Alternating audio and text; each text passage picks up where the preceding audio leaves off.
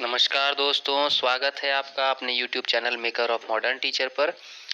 तो जैसा कि आप सब स्क्रीन पर देख पा रहे हैं कि आज हम लोग शुरू करने वाले हैं झारखंड डीएलएड के पेपर 6 यानी कि इंग्लिश लैंग्वेज टीचिंग अंग्रेजी भाषा शिक्षण के एक महत्वपूर्ण प्रश्न को जो लगभग अभी तक हर एक साल छोड़ दूसरे साल रिपीट किया जाता है।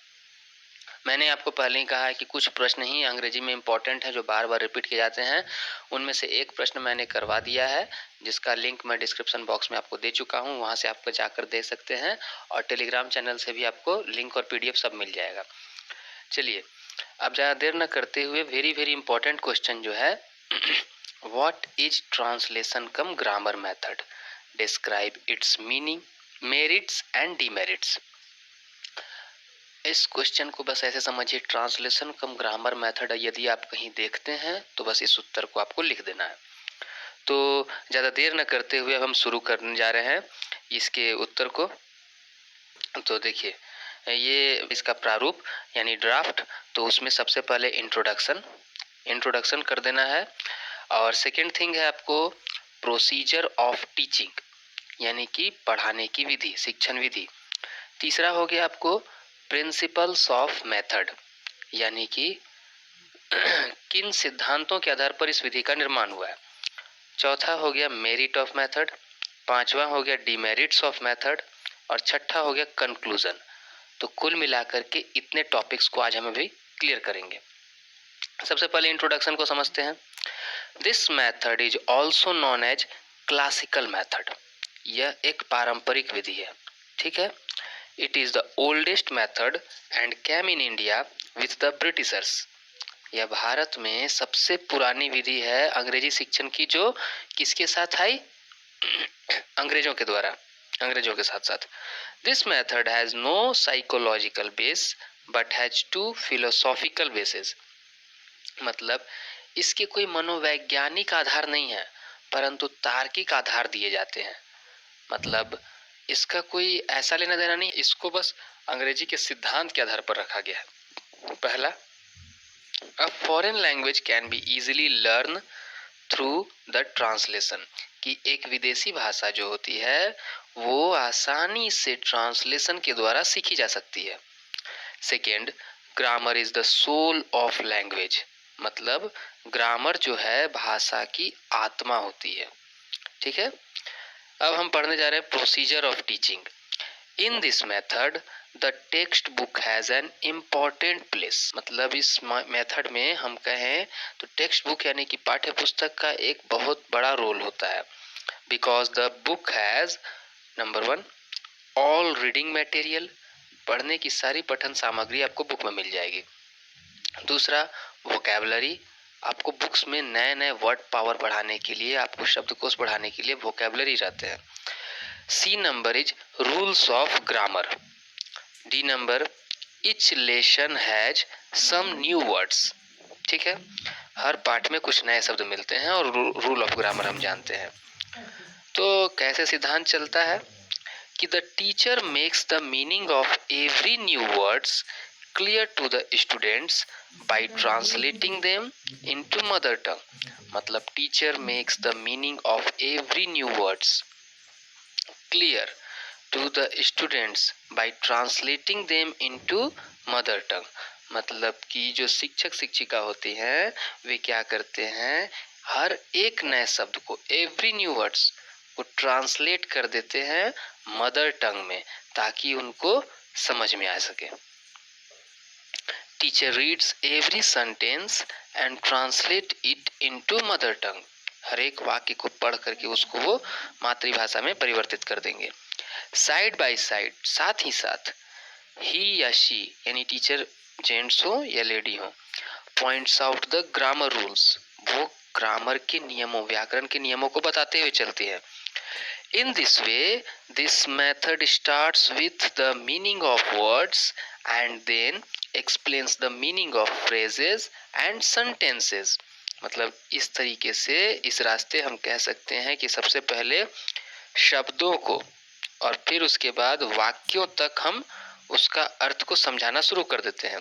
The 3 characteristics of this method are, मतलब इस विधि की 3 विशेषताओं की बात करें हम तो the unit of teaching is word, यानी कि जो शिक्षण की सबसे छोटी सूक्ष्मतम इकाई होती है वह शब्द होती है, यानी इसी को हम लोग मॉर्फोलॉजी भी कहते हैं, यानी कि शब्द का ज्ञान। तो अब हम करने जा रहे हैं दूसरा नंबर, मदर टंग डोमिनेट्स। कहा जाए तो मातृभाषा का ही इसमें रूपांतरण होते रहता है, मातृभाषा में ही रूपांतरण होते रहता है। थर्ड नंबर है, grammatical rules are explained by teachers, यानी कि व्याकरण के नियमों को टीचर क्या करते हैं, विस्तार पूर्वक एक्सप्लेन करते रहते हैं। अकॉर्डिंग टू चैंपियन, चैंपियन एक अंग्रेजी साहित्यकार है, तो according to champion under the translation method the meaning of words, यानी कि ट्रांसलेशन मेथड के अंतर्गत हम कहें तो सबसे पहले शब्दों का अर्थ, फ्रेजेस एंड स्ट्रक्चर्स, स्ट्रक्चर से मतलब है सेंटेंसेस, इन सब को टॉट यानी कि सिखाया जाता है, taught by means of word for word translation into mother tongue, मतलब शब्द बाय शब्द एक एक शब्द करके उसको मातृभाषा में रूपांतरित करके सिखाया जाता है। यहाँ मातृभाषा का बड़ा रोल होता है। अब हम पढ़ ले रहे हैं प्रिंसिपल्स ऑफ द मेथड। अभी तक हमने जो पढ़ा वो क्या था, देखिए वो था आपको प्रोसीजर की, पढ़ाने की तकनीक। अब हम पढ़ने जा रहे हैं इसमें प्रिंसिपल्स ऑफ मेथड, यानी कि पढ़ाने के सिद्धांत क्या है, इसमें शिक्षण सिद्धांत क्या है। तो थॉम्पसन एंड वैट, ये दोनों भी अंग्रेजी साहित्यकार हैं। Thompson and Watt say that this method is based of 3 sound principles, इनके अनुसार इस विधि में शिक्षण के 3 मुख्य सिद्धांत होते हैं।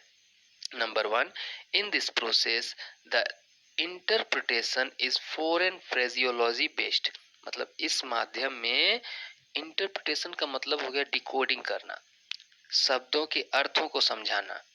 तो इंटरप्रिटेशन जो होता है यानी कि अर्थों को समझाने की जो विधि होती है वो फॉरेन फ्रेजियोलॉजी, यानी कि जो विदेशी उपवाक्य होते हैं उसी पर आधारित होते हैं, उसको पहले देशी उपवाक्य में परिवर्तित किया जाता है। और इसको कैसे किया जाता है, in this process of interpretation, decoding की जो ये विधि होती है इसके दौरान द फॉरेन फ्रेजेस असेमिलेटेड, उनको समाहित कर लिया जाता है, किसमें, मदर टंग में। समाहित कर लेना, आत्मसात कर लेना, मिला लेना, यही असिमिलेटेड है।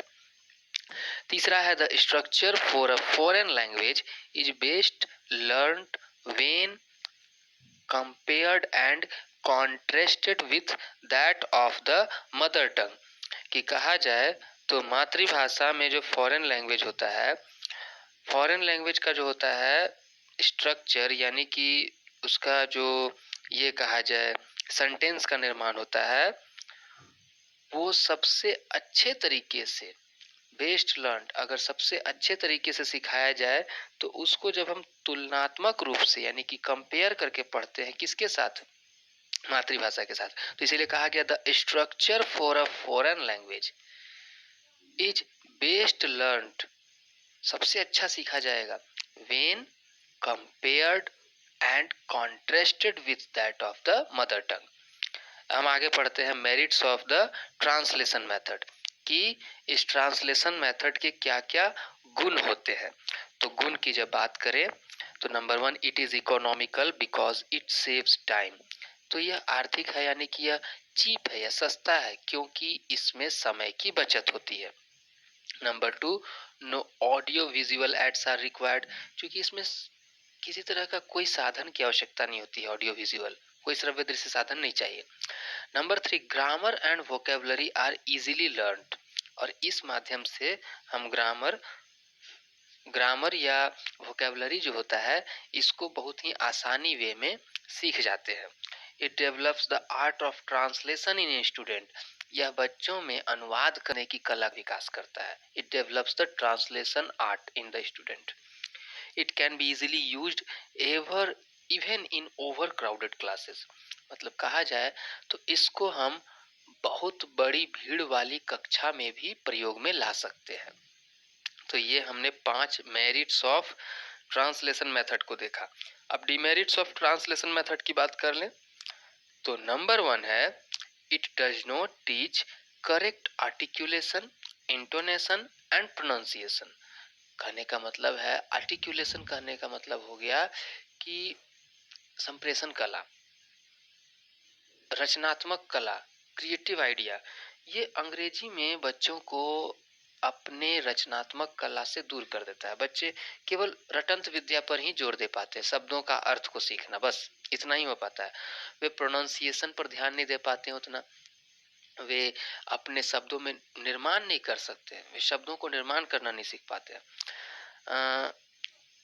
दूसरा नंबर है this method does not have a scope of reading, speaking and writing. अब कहा जाए तो इस मेथड में हम रीडिंग, स्पीकिंग एंड राइटिंग का कम यूज करते हैं, समझे, इसमें इनका कम यूज होता है। और थर्ड नंबर है students feel dull and boring. अब लगातार लंबी समय तक अगर ट्रांसलेशन का ही क्लास चलते रहे तो इसमें कोई न्यू नहीं है जो क्यूरियोसिटी जगा रहे, बच्चे में इंटरेस्ट बना रहे, कुछ समय में वो डल और बोर फील करते हैं।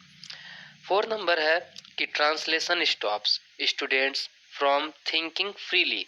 ये बच्चों को स्वतंत्र रूप से सोचने से रोकता है। Translation stops students from thinking freely. अब पांचवा नंबर है this method develops bookish English in students. यह बच्चों में क्या करता है, किताबी अंग्रेजी का ज्ञान केवल विकसित करता है। तो अभी तक हमने देखा कि ट्रांसलेशन कम ग्रामर मेथड के प्रोसीजर, उसके मीनिंग, उसके प्रिंसिपल्स, डिमेरिट्स और मेरिट्स को। हम आगे सबसे अंत में चर्चा कर लेते हैं कि हम क्या निष्कर्ष पर निकलते हैं। What is the conclusion of this method. तो कंक्लूजन में मूरे के द्वारा जो कहा गया है, मूरे भी एक अंग्रेजी साहित्यकार हैं, इनके द्वारा कहा गया है, Moore says having done the translation the pupil is almost as far from the goal as ever। कहा जाए तो having done the translation the pupil is almost as far as far from the goal as ever। लक्ष्य इसमें पूर्ण रूप से निर्धारित नहीं हो पाता है, लक्ष्य का पता नहीं चलता है, इसमें उद्देश्य पूर्ण रूप से निश्चित नहीं रहता है। In spite of various demerits, translation cum grammar method is mostly used by teachers। Translation come grammar method के बहुत डिमेरिट भी दिखते हैं, लेकिन फिर भी यह बहुत मात्रा में, बहुत ज़्यादा ही फ्रिक्वेंटली यूज किया जाता है टीचर्स के द्वारा। That is the reason the falling of English language standard in India. इसी के कारण कह सकते हैं कि अंग्रेजी भाषा शिक्षण जो है ना, अंग्रेजी भाषा की उतनी ज़्यादा मात्रा में भारत में बढ़त नहीं हो पा रही है। तो इस तरह हमने देखा अंग्रेजी भाषा के, इंग्लिश लैंग्वेज के ट्रांसलेशन कम ग्रामर मेथड को। अगले क्लास में हम किसी महत्वपूर्ण वीडियो के साथ आपके सामने आएंगे, तब तक के लिए धन्यवाद।